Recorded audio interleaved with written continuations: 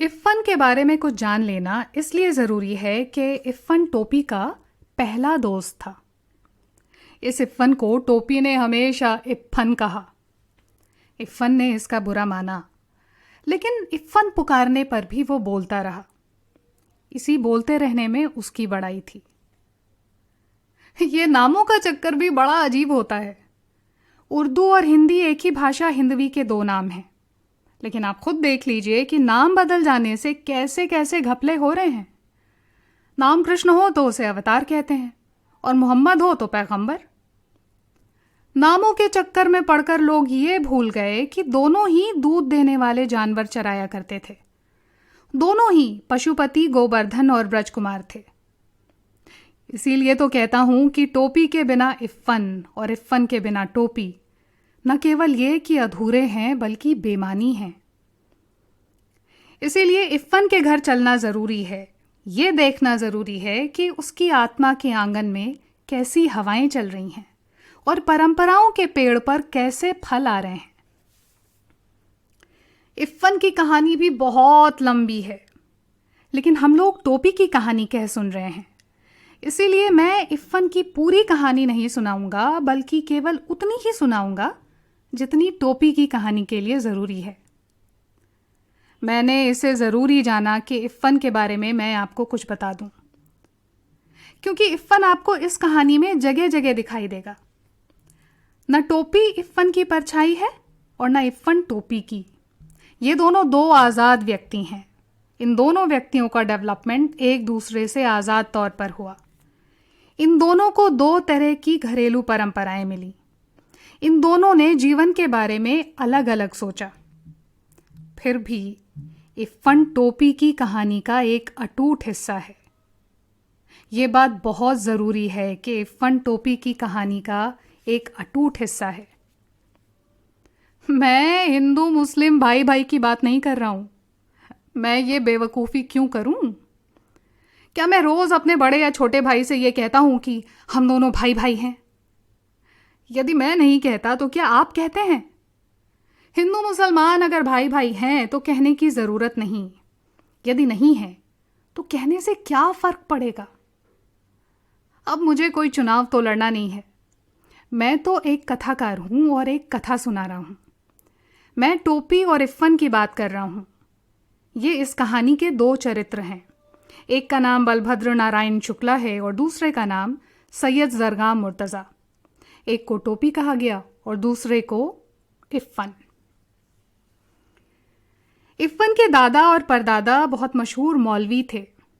काफिरों के देश में पैदा हुए, काफिरों के देश में मरे, लेकिन वसीयत करके मरे कि लाश करबला ले जाई जाए। उनकी आत्मा ने इस देश में एक सांस तक न ली। उस खानदान में जो पहला हिंदुस्तानी बच्चा पैदा हुआ वो बढ़कर इफ़न का बाप हुआ। जब इफ़न के पिता सैयद मुर्तज़ा हुसैन मरे तो उन्होंने ये वसीयत नहीं की कि उनकी लाश करबला ले जाई जाए। वो एक हिंदुस्तानी कब्रिस्तान में दफन किए गए। इफ़न की परदादी भी बड़ी नमाजी बीबी थीं। करबला, नजफ़, खुरासान, काज़मैन और जाने कहाँ कहाँ की यात्रा कराई थीं। लेकिन जब कोई घर से जाने लगता तो वो दरवाजे पर पानी का एक घड़ा ज़रूर रखवाती और माश का सदका भी ज़रूर उतरवाती। इफ़न की दादी भी नमाज रोज़े की पाबंद थीं, लेकिन जब इकलौते बेटे को चेचक निकली तो वो चारपाई के पास एक टांग पर खड़ी हुई और बोली, माता मोरे बच्चे को माफ़ कर दियो। पूरब की रहने वाली थीं। 9 या 10 बरस की थीं जब ब्याह कर लखनऊ आईं, लेकिन जब तक जिंदा रहीं पूर्वी बोलती रहीं। लखनऊ की उर्दू ससुराली थी। वो तो मायके की भाषा को गले लगाए रहीं, क्योंकि इस भाषा के सिवा इधर उधर कोई ऐसा नहीं था जो उनके दिल की बात समझता। जब बेटे की शादी के दिन आए तो गाने बजाने के लिए उनका दिल फड़का, लेकिन मौलवी के घर गाना बजाना भला कैसे हो सकता था? बेचारी दिल मसोस कर रह गईं। हाँ, इफ़न की छठी पर उन्होंने जी भर कर जश्न मना लिया। बात यह थी कि इफ़न अपने दादा के मरने के बाद पैदा हुआ था। मर्दों और औरतों के इस फ़र्क को ध्यान में रखना ज़रूरी है, क्योंकि इस बात को ध्यान में रखे बगैर इफ़न की आत्मा का नाक नक्शा समझ में नहीं आ सकता। इफ़न की दादी किसी मौलवी की बेटी नहीं थी, बल्कि एक ज़मींदार की बेटी थी। दूध घी खाती हुई आई थी, लेकिन लखनऊ आकर वो उस दही के लिए तरस गईं जो घी पिलाई हुई काली हांडियों में असामियों के यहाँ से आया करता था। बस मायके जाती तो लपड़ शपड़ जी भर के खा लेती। लखनऊ आते ही उन्हें फिर से मौलविन बन जाना पड़ता। अपने मियाँ से उन्हें बस यही तो एक शिकायत थी कि वक्त देखे न मौका, बस मौलवी ही बने रहते हैं। ससुराल में उनकी आत्मा हमेशा बेचैन रही। जब मरने लगी तो बेटे ने पूछा कि लाश करबला जाएगी या नज़फ़, तो बिगड़ गई। बोली, अरे बेटा, जौन तो से हमारी लाश न संभाली जाए तो हमरे घर भेज दियो। मौत सिर पर थी, इसीलिए उन्हें यह याद नहीं रह गया कि अब घर कहाँ है। घर वाले कराची में हैं और घर कस्टोडियन का हो चुका है। मरते वक्त किसी को ऐसी छोटी छोटी बातें भला कैसे याद रह सकती हैं? उस वक्त तो इंसान अपने सबसे ज़्यादा खूबसूरत सपने देखता है। ये कथाकार का ख्याल है, क्योंकि वो अभी तक मरा नहीं है। इफ़न की दादी को भी अपना घर याद आया। उस घर का नाम कच्ची हवेली था। कच्ची इसलिए कि वो मिट्टी की बनी थी। उन्हें दशहरी आम का वो बीजू पेड़ याद आया जो उन्होंने अपने हाथ से लगाया था और जो उन्हीं की तरह बूढ़ा हो चुका था। ऐसी ही छोटी छोटी और मीठी मीठी बेशुमार चीज़ें याद आईं। वो इन चीज़ों को छोड़कर भला करबला या नज़फ़ कैसे जा सकती थी? वो बनारस के फातमैन में दफन की गईं, क्योंकि मुर्तज़ा हुसैन की पोस्टिंग उन दिनों वहीं थी।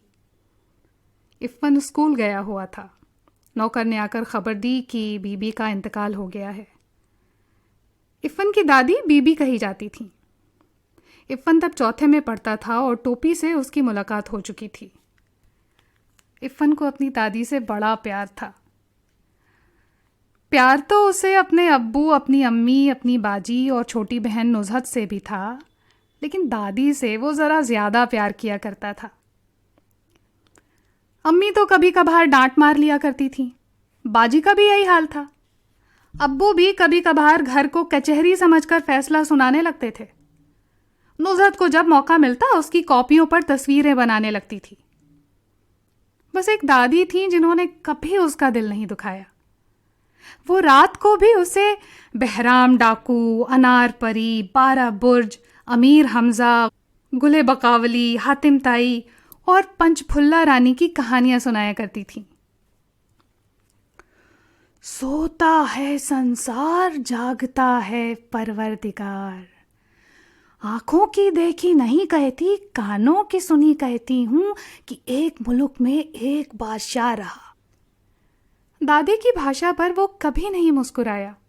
उसे तो अच्छी भली लगती थी, लेकिन अब्बू नहीं बोलने देते थे, और जब वो दादी से इसकी शिकायत करता तो वो हंस पड़ती।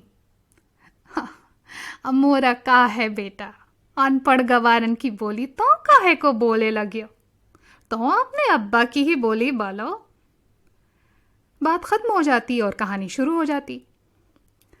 तो वो बादशाह का केस कि तुरंत एक ठो हिरन मार लिया वा। यही बोली टोपी के दिल में उतर गई थी। इफ़न की दादी उसे अपनी माँ की पार्टी की दिखाई दी।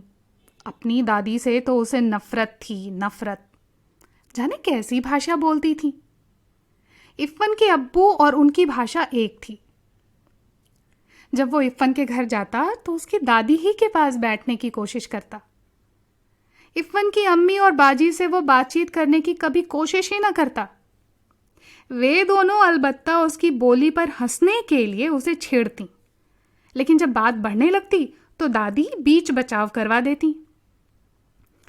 तय काहे को जाए थे उन सबन के पास, मुंह पिटावे को झाड़ू मारे, चल इधर आ, वो डांट कर कहती।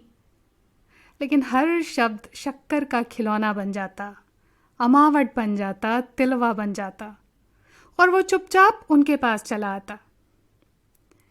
तोरी माँ क्या कर रही? दादी हमेशा यहीं से बात शुरू करती। पहले तो वो चकरा जाता कि ये अम्मा क्या होता है, फिर वो समझ गया कि माता जी को कहते हैं। ये शब्द उसे अच्छा लगा, अम्मा। वो इस शब्द को गुड़ की डली की तरह चुभलाता रहा। अम्मा, अब्बू, बाजी। फिर एक दिन गजब हो गया। डॉक्टर भृगु नारायण शुक्ला नीले तेल वाले के घर में भी 20वीं सदी प्रवेश कर चुकी थी। यानी खाना मेज कुर्सी पर लगता था। लगती तो थालियां ही थीं, लेकिन चौके पर नहीं। उस दिन ऐसा हुआ कि बैगन का भुर्ता उसे जरा ज्यादा अच्छा लगा। राम दुलारी खाना परोस रही थी।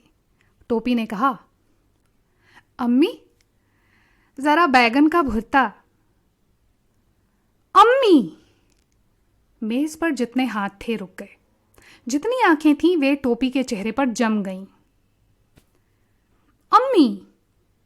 ये शब्द इस घर में कैसे आया? अम्मी! परंपराओं की दीवार डोलने लगी। ये लफ्ज तुमने कहां से सीखा? सुभद्रा देवी ने सवाल किया। लफ्ज? टोपी ने आंखें नचाईं। लफ्ज का होता है मां? ये अम्मी कहना तुमको किसने सिखाया है? दादी गरजी। ये हम इप्फन से सीखा है। उसका पूरा नाम क्या है? ये हम ना जानते। तह कौनो मियाँ के लड़का से दोस्ती कर लिहले बाइकारे? राम दुलारी की आत्मा गनगना गई। बहू, तुमसे कितनी बार कहूं कि मेरे सामने गवारों की ये जबान न बोला करो। सुभद्रा देवी राम दुलारी पर बरस पड़ी। लड़ाई का मोर्चा बदल गया। दूसरी लड़ाई के दिन थे। इसीलिए जब डॉक्टर भृगु नारायण नीले तेल वाले को यह पता चला कि टोपी ने कलेक्टर साहब के लड़के से दोस्ती गांठ ली है, तो वो अपना गुस्सा पी गए और तीसरे ही दिन कपड़े और शक्कर के परमिट ले आए। लेकिन उस दिन टोपी की बड़ी दुर्गति बनी। सुभद्रा देवी तो उसी वक्त खाने की मेज से उठ गईं और राम दुलारी ने टोपी को फिर बहुत मारा। ते फिर जाइबे ओकरा घरे? हाँ, अरे तोहरा हाँ में लुकारा आगे मोटे मिलो। राम दुलारी मारते मारते थक गई, लेकिन टोपी ने यह नहीं कहा कि वो इफ्फन के घर नहीं जाएगा। मुन्नी बाबू और भैरव उसकी कुटाई का तमाशा देखते रहे। हम एक दिन एको रहीम कबाबची की दुकान पर कबाबो खाते देखा रहा। मुन्नी बाबू ने टुकड़ा लगाया। कबाब? राम राम राम। राम दुलारी घिन्ना के 2 कदम पीछे हट गई। टोपी मुन्नी की तरफ देखने लगा, क्योंकि असलियत ये थी कि टोपी ने मुन्नी बाबू को कबाब खाते देख लिया था और मुन्नी बाबू ने उसे 1 इकन्नी रिश्वत की दी थी। टोपी को यह मालूम था, लेकिन वो चुगलखोर नहीं था।